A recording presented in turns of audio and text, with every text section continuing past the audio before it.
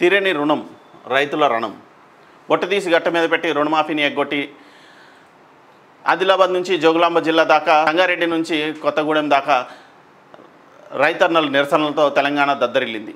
రేవంత్ రుణమోసంపై రణబేరి మోగించింది. పోయిన ప్రతి జిల్లాలో అక్కడి గుడిలోని దేవుడిపై ఒట్టేసి మరీ చెప్పిన మాఫీని గట్టున పెట్టిన ముఖ్యమంత్రి తీరుపై రైతు లోకం బగ్గుమన్నది. ఒకే దఫాలో చేస్తామని రుణమాఫీని 3 దశల కింద మార్చిన ఇవాళ కాకపోతే రేపైనా అవుతుందని 15 ఆగస్టు దాకా ఓపికగా వేచి చూసిన అన్నదాతలు ఇక మాఫీ కాదు మోసపోయామని గుర్తించి ఒక్కసారిగా రోడ్డెక్కారు. ఎక్కడికక్కడ ఎవరికి వారుగా ముందుకు కదిలారు. శవయాత్రలు, దిష్టిబొమ్మలు, ధర్నాలు, అధికారుల నిలదీతలు, ఆత్మహత్యలు, రాస్తారోకోలు, ఇలా ఎవరికి తోచిన రూపంలో వారు ఆగ్రహం వ్యక్తం చేశారు. రేవంత్ సర్కార్ చేసిన పాపం చివరికి బ్యాంకులు మెడకు చుట్టుకున్నది. అనేక చోట్ల రైతులు బ్యాంకులోకి చొరబడి మాకెందుకు రుణమాఫీ కాలేదంటూ బ్యాంకర్లను నిలదీశారు. అసలు ఏం జరిగిందో, ఏ ప్రాతిపదికన మాఫీ చేశారో తెలియని బ్యాంకర్లు జవాబు చెప్పలేక రైతుల్ని ఏమీ అనలేక ఆపసోపాలు పడ్డారు. అనేక చోట్ల రైతులు గతంలో కేసీఆర్ ప్రభుత్వం చేసిన రుణమాఫీతో ప్రస్తుత పరిస్థితి పోల్చి మాట్లాడుకున్నారు. ఎవరు ఏ రైతు ఎప్పుడు ఎంత పంట రుణం తీసుకున్నాడో వివరాలని బ్యాంకులకు వద్ద సిద్ధంగా ఉండగా రేవంత్ ప్రభుత్వం ఇప్పటికీ సమాచారం సేకరిస్తున్నామంటూ సాకులు చెప్తున్నది. వారు ధ్వజమెత్తారు. ఒక ఒట్టుదీసి గట్టు మీద మెట్టి మాఫీని ఎగ్గొట్టేన సీఎం రేవంత్ రెడ్డి అంటూ నిదాద తిట్టుకోవడం మొదలుపెట్టారు. 15 ఆగస్టులోపు పూర్తి కానీ రుణమాఫీ. అప్పులున్న రైతుల సంఖ్య 70 లక్షలు. రుణమాఫీ అయ్యింది 22 లక్షల మందికి. 2 లక్షలకు పైగా ఉంటే మొండి చెయ్యే. అర్హులని సర్కారే తేల్చి 32.5 లక్షల మందిలోనూ 10 లక్షల మంది రైతులకు కోత. 32 లక్షల మంది ఉంటే 10 లక్షల మందికి కోత పెట్టారంట. మరి ఆ 10 లక్షల మంది ఎటుపోవాలి? మోడీ సర్కార్ తెచ్చిన పీఎం కిసాన్ నిబంధనలను వాడుకున్న రేవంత్ ప్రభుత్వం 2014లో కేసీఆర్ సర్కార్ చేసిన 1 లక్ష రుణమాఫీ కంటే 2024లో రేవంత్ సర్కార్ చేసిన 2 లక్షల రుణమాఫీ రైతుల సంఖ్య తగ్గింది. రుణమాఫీలో రైతుల సంఖ్య తగ్గింది. మాఫీ మొత్తము తగ్గింది. రైతుకు అండగా గులాబీ దళం. ప్రతి గ్రామంలో మాఫీ కాని రైతుల వివరాలు సేకరిస్తాం. రాష్ట్ర వ్యాప్తంగా ఎల్లుండి నుంచి వారం అదే పనిలో ఉంటాం. కలెక్టర్, మంత్రి, సీఎం, గవర్నర్ ఆ వివరాలు అందిస్తాం. అప్పటికి సర్కారుకు స్పందించకపోతే ప్రత్యక్ష కార్యాచరణ. మాఫీ పూర్తయితే కలెక్టరేట్లలో కౌంటర్లు ఎందుకు? కేటీఆర్. బీజేపీ జెండాతోనే చచ్చిపోతానని మోదీతో అన్న సీఎం. దీనిపై రేవంత్ రెడ్డి వివరణ ఇవ్వాలని అంటారు. బీజేపీ జెండాతోనే చచ్చిపోతానని చెప్పి సీఎం రేవంత్ రెడ్డి మోడీకి ప్రామిస్ చేశారంట, మోడీతో అన్నారంట. సో అన్న వ్యాఖ్యల్ని చాలా చిన్నగా ప్రచురితం చేశారు ఇక్కడ. సో గద్దె దిగాల్సిందే రేవంత్. మాఫీ చేయడంలో పూర్తిగా విఫలమయ్యారు. రైతులను మోసం చేసి దైవద్రోహం, మరో రైతాంగ ఉద్యమానికి శ్రీకారం. మాజీ మంత్రి హరీష్ రావు. స్థానిక సంస్థలు దగ్గర పడనున్నాయి.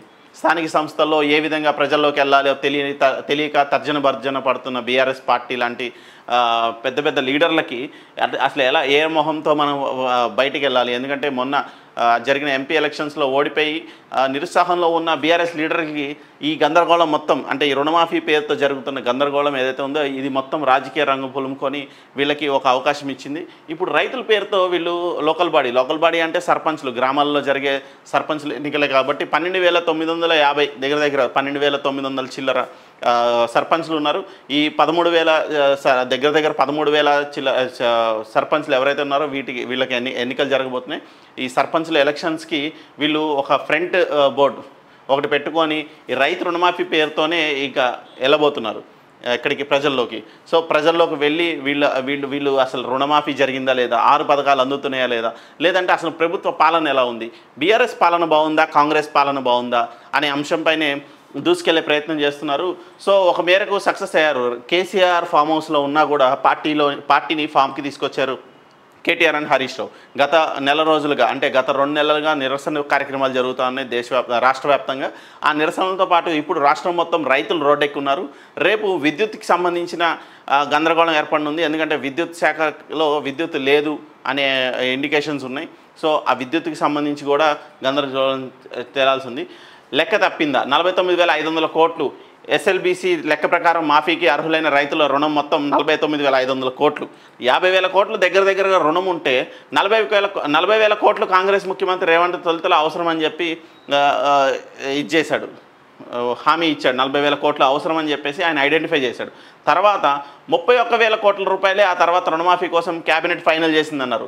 మరి 49,500 కోట్ల రూపాయలు అవసరమైతే 40,000 కోట్లకే ఆయన కుదిస్తే దాన్ని 31,000 కోట్లు సరిపోతాయని చెప్పి క్యాబినెట్ అనుకుంటే అది బట్టి గారి చేతిలోకి వచ్చేసరికి 26,000 కోట్లకి రుణమాఫీ సర్దుబాటు అయింది. ఆ సర్దుబాటైన 26,000 కోట్ల రూపాయలు కూడా 17,933 కోట్ల రూపాయలకే నిధులు సమీకరణ చేసి బ్యాంకుల్లోకి ఇచ్చారు. మరి 50,000 కోట్లు ఎక్కడ, 17,000 కోట్లు ఎక్కడ? దగ్గర దగ్గర 4వ వంతు కూడా లేదు. 50,000 కోట్లకి 4వ వంతు వేసుకున్నా కూడా అంత లేదు. 17,933 కోట్లు భిక్షమిచ్చినట్టు ఇచ్చి దాని మీద రాజకీయం చేస్తుంది కాంగ్రెస్ పార్టీ. సో ఇదేనా మీరు 2 లక్షల రుణమాఫీ అని చెప్పేసి మొన్న కూడా ఎంపీ ఎలక్షన్స్కి కూడా మీరు హడావుడి చేశారు. సో రుణమాఫీ చిత్రాలు కరీంనగర్ జిల్లా సహకార కేంద్ర బ్యాంక్ పరిధిలో 130 సంఘాలకు చెందిన 96,338 మంది రైతులకు రుణమాఫీ కాగా ఇంకా 36,543 మందికి 421.70 కోట్ల మాఫీ కావాల్సి ఉంది. ఇంకా 421 కోట్లు మాఫీ కావాల్సి ఉందంట కరీంనగర్లో. కరీంనగర్ జిల్లా శంకరపట్నం మండలం మొలంగూర్ ఇండియన్ బ్యాంక్లో 1,400 మంది రైతులకు 311 మందికి రుణమాఫీ అయ్యిందంట. 1,400 మందికి 1,300 మంది అంటే దగ్గర దగ్గర 1,100 మందికి ఇంకా రుణమాఫీ కావాల్సి ఉంది. సో జగిత్యాల జిల్లా మెట్పల్లి మండలం వేంపేట కెనరా బ్యాంక్లో 2,000 మంది రైతులకు 1,021 మందికి రుణమాఫీ అయ్యింది. దగ్గర దగ్గర 2,000 మందికి సగమైన అయింది. ఓకే, ఇది కొంచెం వినడానికి హ్యాపీగా ఉంది. సో కరీంనగర్ జిల్లా కొత్తపల్లి మండలం బాపుపేట ఇండియన్ బ్యాంక్లో 1,280 మందికి రైతులకు 400 మందికి రుణమాఫీ అయింది. 30% అయింది ఇక్కడ. జగిత్యాల కోసం కోరుట్ల మండలం పైడి మడుగు ఇండియన్ బ్యాంక్లో 1,300 మంది రైతులకు 173కే అయిందంట. అంటే 10%, ఈవెన్ 15% కూడా రుణమాఫీ అవ్వలేదు. దుండిగల్ బ్యాంక్లో 632 మందికి కేవలం 14 మంది రైతులకు చెందిన 4,30,000 మాత్రమే రుణమాఫీ అయింది. సో 2 లక్షల పై బాకీ చెల్లిస్తేనే రుణమాఫీ, ఎట్టి పరిస్థితుల్లోనూ మోసం చెయ్యం మంత్రి తుమ్మల నాగేశ్వరరావు. సో మంత్రి తుమ్మల నాగేశ్వరరావుకి ఏముంది, వీళ్ళందరికీ వేల కోట్ల రూపాయల ఆస్తులు ఉన్నాయి. ఒక్కొక్కళ్ళని కదిపితే ఈ బీఆర్ఎస్ లీడర్ని కావచ్చు, కాంగ్రెస్ లీడర్స్ని కావచ్చు, ఒక్కొక్కరి దగ్గర కొన్ని వేల కోట్ల రూపాయల ఆస్తులు అయితే కూడగట్టుకున్నారు. ఒక మినిస్టర్ని కంప్లీట్గా ఒక మినిస్టర్ ఆస్తిని చూసుకుంటే ఈసారి ఈ 40,000 కోట్ల రూపాయల రుణమాఫీ చేయొచ్చు. గతంలో దోచుకున్న బీఆర్ఎస్ లీడర్స్ ఎవరైతే ఉన్నారో, ఎందుకంటే కాంగ్రెస్ పార్టీ తప్పు చేస్తుంది, అది ఎత్తి చూపిస్తున్నాం. కానీ గతంలో వీళ్ళు తప్పు చేశారు. ఆల్రెడీ చేసి కొన్ని వేల లక్షల కోట్ల రూపాయల ప్రజాధనాన్ని దోపిడీ చేశారు. 8 లక్షల కోట్ల అప్పు చేశారంటున్నారు. సరే, దానికి సంబంధించి డెవలప్మెంట్ యాక్టివిటీస్ ఉన్నాయి. రూపాయికి 52 పైసల నిష్పత్తిలో మనకి ఆదాయం తిరిగి వస్తుంది. అది వేరే విషయం. అయితే ఇక్కడ ప్రజల సొమ్ముని లూటీ చేశారు. ప్రజల సొమ్ముని లూటీ చేసి కొన్ని వేల కోట్ల రూపాయలు ఎక్కడికక్కడ వరంగల్, కరీంనగర్, ఖమ్మం, ఇటు ఆదిలాబాదు, నిజామాబాదు ఎక్కడికక్కడ భూములు పందేరం చేశారు. భూములు ఎక్కడికక్కడ పంచుకు తిన్నారు, అమ్ముకున్నారు. భూముల వాల్యూ పెంచడం, ప్రాజెక్టులు తేవడం, భూమి వాల్యూ పెంచడం, అక్కడ దగ్గరలో ఉన్న భూముల్ని కొనుక్కోవడం, లేదంటే కబ్జాలు చేయడం, ఇది దోచుకు తినడం. కొన్ని వేల కోట్లు ఎక్కడికక్కడ షాపింగ్ కాంప్లెక్స్లు, ఎక్కడికక్కడ పెద్ద పెద్ద బిల్డింగ్స్, ఎక్కడికక్కడ 59 జీవోలను అడ్డు పెట్టుకొని గందరగోళం సృష్టించి కొన్ని వేల కోట్ల రూపాయలు, కొన్ని వేల ఎకరాల భూమిని ఆక్యుపై చేసుకున్నారు. అంటే కబ్జాలు పెట్టుకొని అడ్డగోలుగా వ్యవహారాలు చేసి రాష్ట్ర సంపదను దోచుకున్నారు. మైన్స్లో దోచుకున్నారు, విద్యుత్తులో దోచుకున్నారు, ప్రాజెక్టుల విషయంలో దోచుకున్నారు, ల్యాండ్ మాఫియా చేశారు. మొత్తం కలిపి కొన్ని లక్షల కోట్ల రూపాయల అవినీతి సొమ్ము దాచుకుని ఉన్నారు బీఆర్ఎస్ పార్టీ లీడర్స్. కేటీఆర్తో పాటు కవిత, ఇంకా రకరకాలు. అసలు కవిత అయితే పక్క రాష్ట్రాలకు కూడా వెళ్ళిపోయింది. పక్క రాష్ట్రాల్లో కూడా ఆవిడకి సంబంధించి అవినీతి చేసుకొని వచ్చింది. సో ఆ అవినీతి కేసులోనే ఆవిడ జైల్లో ఉంది. సో ప్రస్తుతం ఆవిడ మనం ఏమీ అనడానికి ఉద్దేశం కాదు, మనది ఆమె అనే ఉద్దేశం లేదు.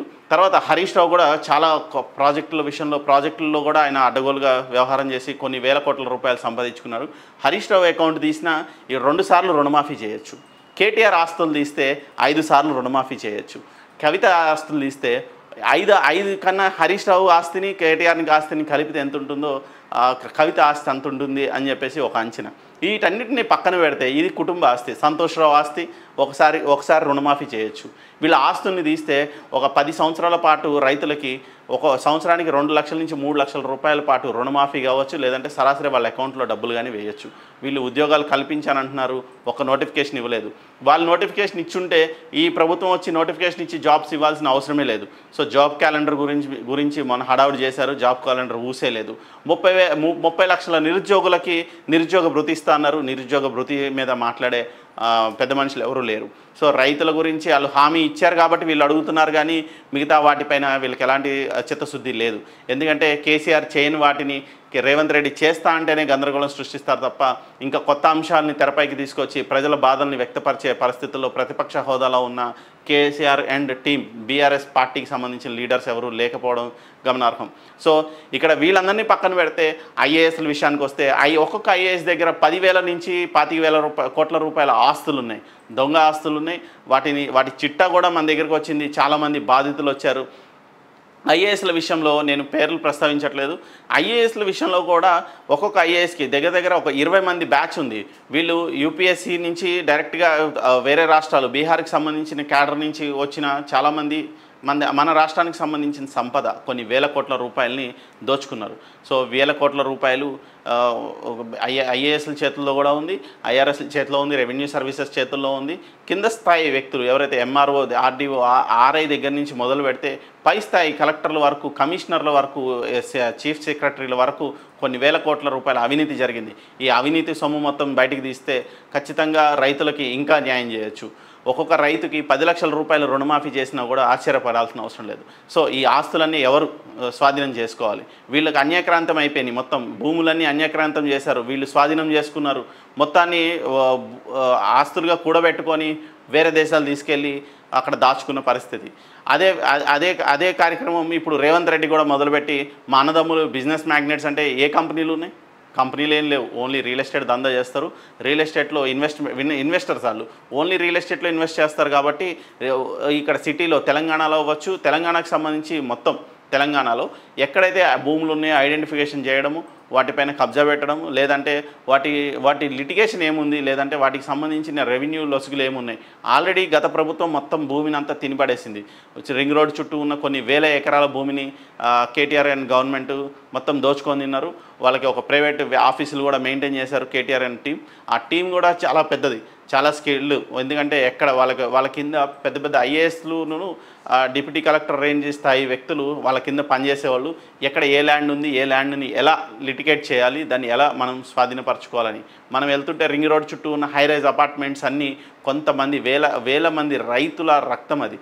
ఆ వేల మంది రైతుల రక్తాన్ని వీళ్ళు కబ్జా చేసి వాళ్ళకి రూపాయో పావులనో ఇచ్చేసి వాళ్ళని ఎల్లగొట్టి వీళ్ళు ఆక్రమించుకొని వీళ్ళు బిల్డర్స్తో కలిసి కట్టుకున్న కన్స్ట్రక్షన్స్ అవన్నీ.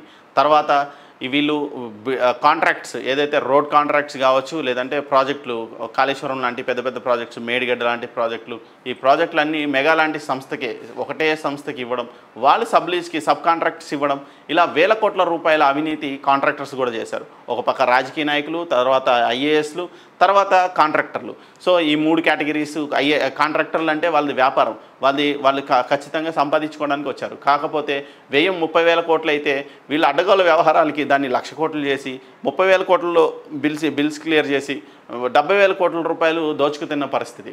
అలా కొన్ని లక్షల కోట్ల రూపాయల రాష్ట్ర సంపద మనం గడుతున్న జీఎస్టీ, మనం గడుతున్న ట్యాక్స్లలో దోచుకు తిన్న పరిస్థితి. సో వీళ్ళందరూ అడ్డగోలుగా రాష్ట్రం మీద పడి దోచుకు తిని ఇదే తెలంగాణ, ఈ తెలంగాణ కోసమేనా మనం కొట్లాడింది, ఈ తెలంగాణ మనం తెచ్చుకుంది అనే పరిస్థితికి తీసుకొచ్చారు. ఇప్పుడు అందరూ ఒక కన్ఫ్యూజన్లో ఉన్నారు, కాంగ్రెస్ మంచిదా, బీఆర్ఎస్ మంచిదా అని. అసలు కాంగ్రెస్ మంచిదా, బీఆర్ఎస్ మంచిదా అంటే బీఆర్ఎస్కి ఒక రకంగా అభివృద్ధి చేసినా కూడా అడ్డగోలు వ్యవహారాలు చేసింది బీఆర్ఎస్ పార్టీ. సో అడ్డగోలు వ్యవహారాలు ఇరుక్కొని వాళ్ళకి ఒక స్టేట్ ఆఫ్ మైండ్లోకి వెళ్ళిపోయారు. ఇంకా మేము నియంత్రణము, రాష్ట్రం మా కనుసరణలోనే ఉంది, దీన్ని ఎవరు మార్చలేరని చెప్పేసి అవినీతి చేసి దౌర్జన్యంగా వ్యవహరిస్తున్న ఎమ్మెల్యేలని తప్పించి కొత్త వాళ్ళకి అవకాశం ఇవ్వాలని కోరినా కూడా ఇవ్వలేదు. అన్నిట్లో ఉన్న ఆశావాహులు, సెకండ్ లెవెల్ లీడర్సు బీఆర్ఎస్ పార్టీని ఓడగొట్టారు. తర్వాత ప్రజాగ్రహం 2% ఆఫ్ ఓట్ షేర్ ఏదైతే ఉందో అది పక్కాగా నిరుద్యోగులకు సంబంధించింది. ఆ 2% ఓట్ షేర్తోనే ఈ రేవంత్ రెడ్డి గద్దెనెక్కడం జరిగింది. ఆ 2% ఓట్ షేర్లోనే వీళ్ళు మొత్తం ఇది చేయడం జరిగింది. సో ఇది ప్రస్తుత పరిస్థితి.